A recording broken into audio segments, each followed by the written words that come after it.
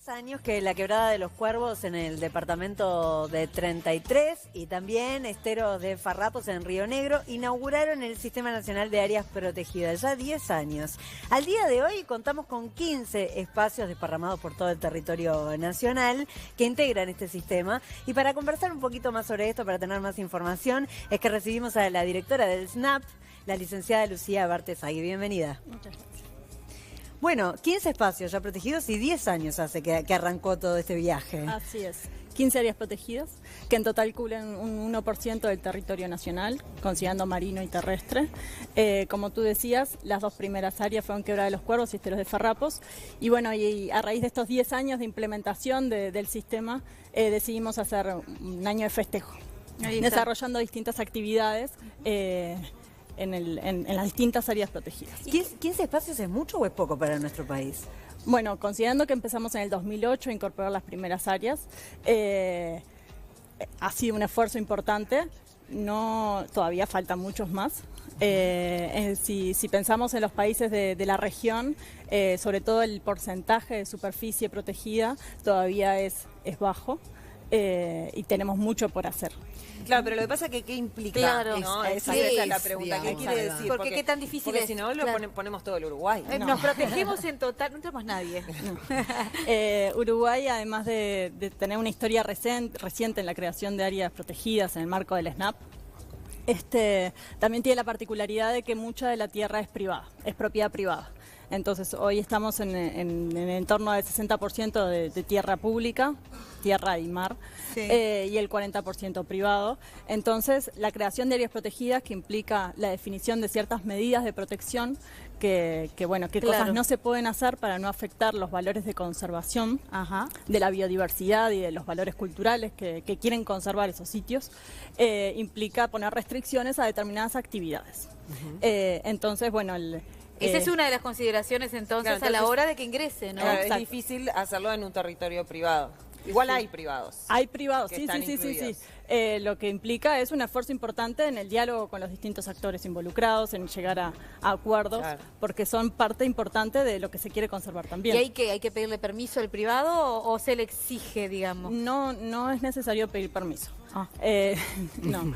La normativa nacional no requiere que se le pida permiso, el aval del privado. Hay que comunicarle entonces. Hay que comunicarle y se trabaja en instancias de diálogo para llegar a acuerdos, los mayores acuerdos posibles, para que las medidas de protección que se definan no afecten en gran medida su sustento. Se supone que... Perdóname, antes de una cosita. Sí. Entonces se supone que cuando uno va a comprar ya tiene que estar sabiendo que esa área es protegida, ¿ya le avisan? Porque ese es un gran tema, si uno a la postre quiere hacer algo en su propiedad, pero sabe que... Cuando alguien va a vender un campo, lo tiene que ofrecer al ministerio. Entonces el vendedor tiene que avisar. Exacto. El escribano es tarea de los escribanos. No. ¿Qué tiene que tener un lugar para una determinada zona para que sea justamente declarado como un lugar protegido? Bueno, el país definió una serie de valores de conservación, de qué cosas queremos tener dentro de áreas protegidas. Bien. Y asociado a eso, ¿dónde están esas cosas que queremos tener dentro del Sistema Nacional de Áreas Protegidas? Contanos algunas, no te digo todo, pero exacto. Entonces, los más importantes. Digamos, ecosistemas importantes o bosques o los ecosistemas costeros o bosques nativos. Pastizales, bosque nativo, humedales de importancia para la conservación, las quebradas, por ejemplo, los bosques de quebradas son de los valores también destacados dentro del sistema. Especies, por ejemplo, poblaciones de determinados animales que tienen peligro de extinción. ¿Como cuáles? No sé, por ejemplo, el sapito de Darwin, un sapito que vive en es re lindo el sapito. Y el sapito de Darwin, me encanta el nombre, no lo conozco, pero me encanta. Es un sapito que está asociado al sistema costero, entonces está muy amenazado por el avance de las construcciones o el desarrollo inmobiliario en la costa. Entonces, como en Cabo Polonio y sapito. En Cabo Polonio y sapito de Darwin. Con razón. Y en otras áreas también. Ayer estuvimos abordando el tema, ¿sabes? Del Cabo Polonio. ¿Lo pudiste ver? Lo pude ver. Bueno, perfecto. Está en boca, digamos, el proyecto de gestión de Cabo Polonio. Un poco hablábamos allí, tenemos con un corresponsal. Es un lugar muy, muy particular.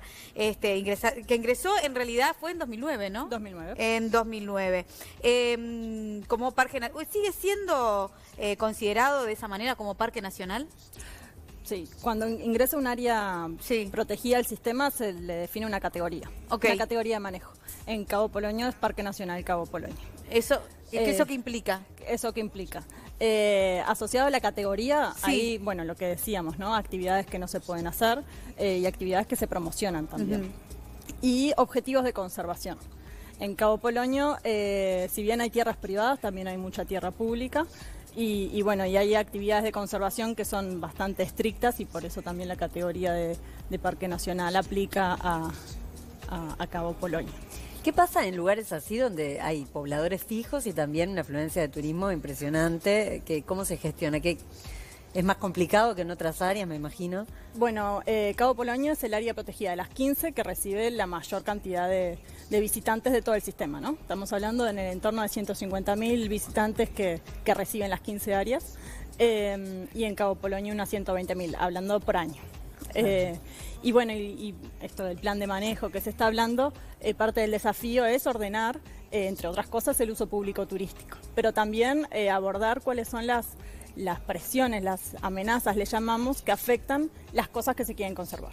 Entonces, por ejemplo, en el Cabo Polonio, las dunas son uno de los objetos de conservación, uno de los valores, ¿sí? Las dunas móviles, el movimiento de la arena que mantiene las dunas, como cuando era, digamos, el ingreso del Parque Nacional del sistema, están siendo afectadas, por ejemplo, por el avance de los pinos.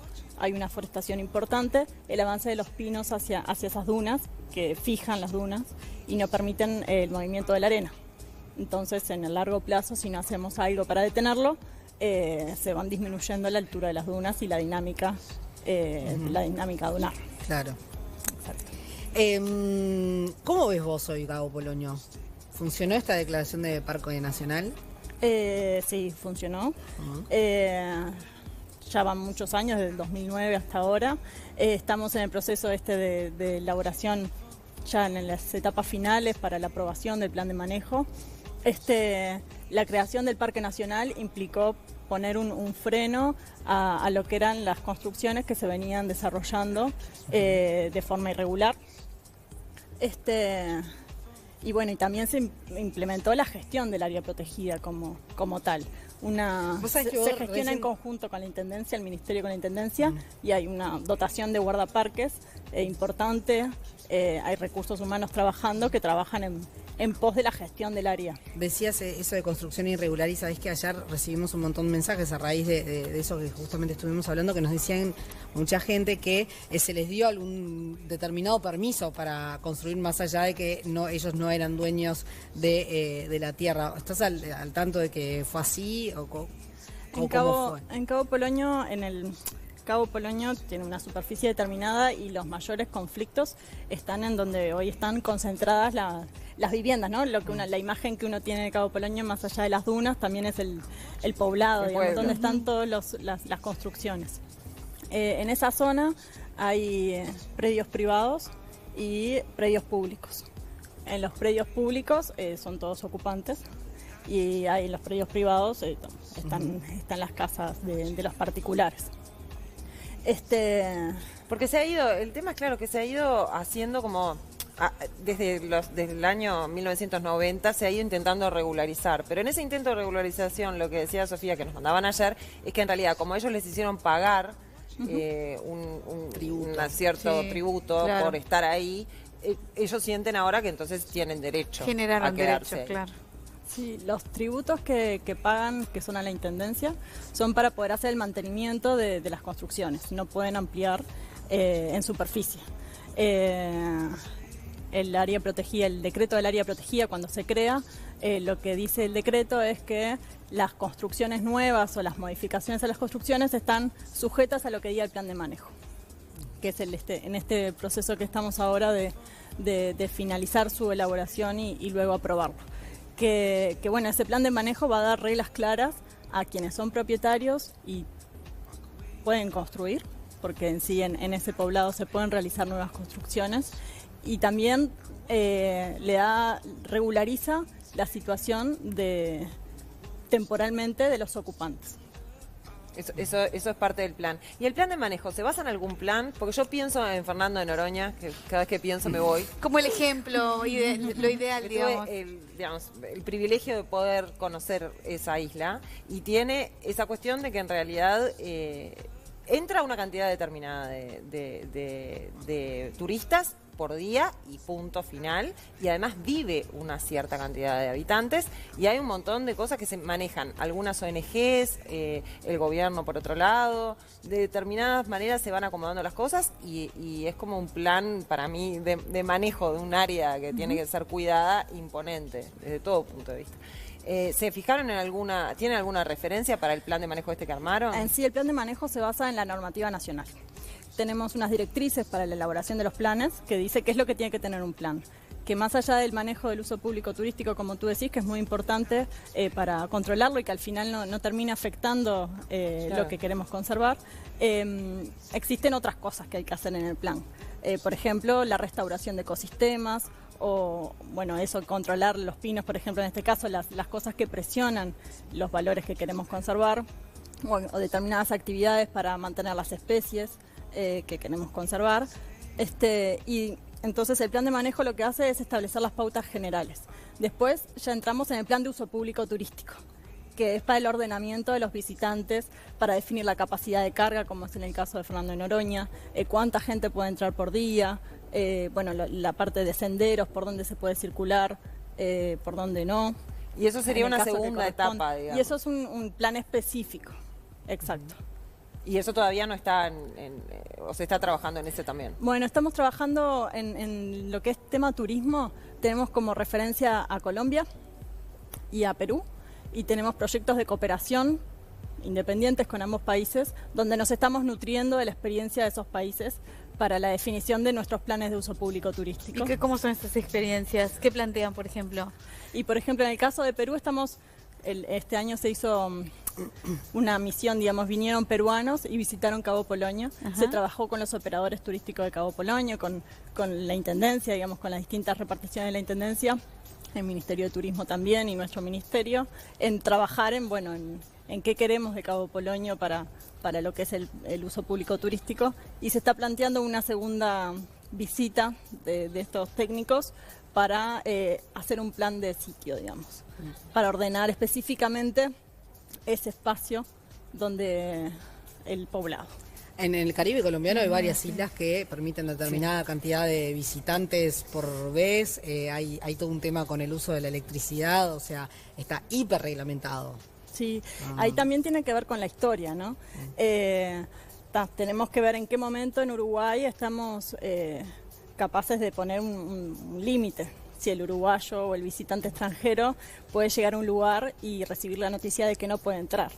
Entonces hay que primero lo que pasa preparar es que a los son visitantes. prioridades. Entonces la pregunta es, ¿cuál es la prioridad del SNAP? Que quizás tomar algunas medidas que puedan sonar antipáticas para determinadas personas. Y en algún caso y va siempre alguien se afecta. En algún caso es así. Digamos, la definición de medidas siempre implica afectar a unos en pos del bien común, del interés general, que en este caso es la conservación de la biodiversidad y la cultura, y también permitir el desarrollo turístico sustentable, ¿no?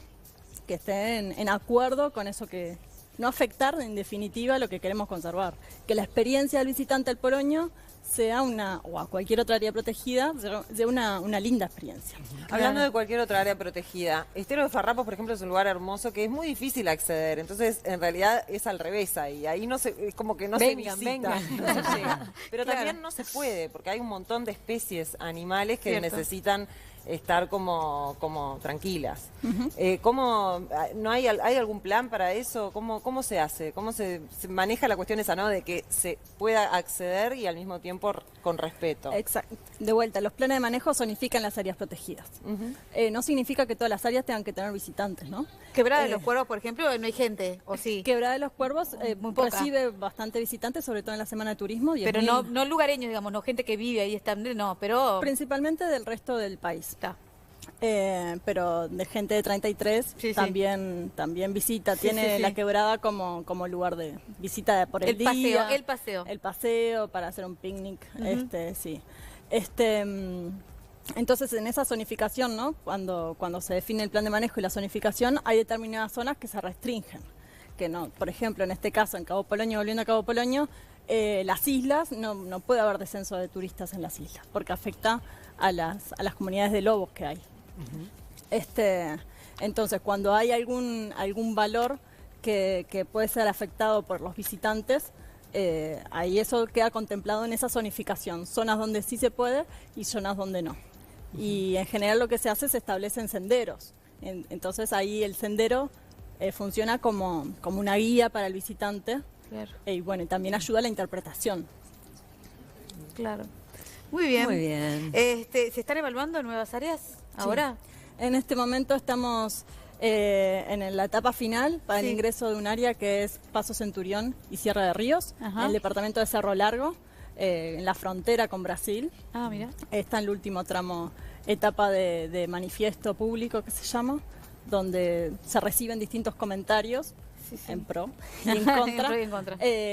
A lo que es el proyecto de ingreso del área. Después viene la audiencia pública, que esperamos que sea en el mes de diciembre, y después se elabora el decreto de ingreso. O sea que están por entrar. Ahí. Estamos como ahí. Lo que está ahí también es Estamos la en la limpieza de recta final. costas que tenemos Exacto. este sábado. fin de semana. Sí. La limpieza internacional de costas, que bueno, en el país, en Uruguay se realiza en noviembre, en otros países se realiza en septiembre, por motivos de clima se decide realizarlo en noviembre, se hace a lo largo de toda la costa, de Colonia a Rocha, en 48 playas, con la coordinación del Ministerio, de la Dirección Nacional de Medio Ambiente, en coordinación con los gobiernos departamentales, con los municipios y con organizaciones de la sociedad civil. Es cierto. Muy bien, Muy bien, muy bien. O sea excelente. que llegamos a tiempo con la costa limpita. Sí. Y pronta, a punto. Lucía, muchas gracias por compartir este Muchas rato con gracias a nosotros.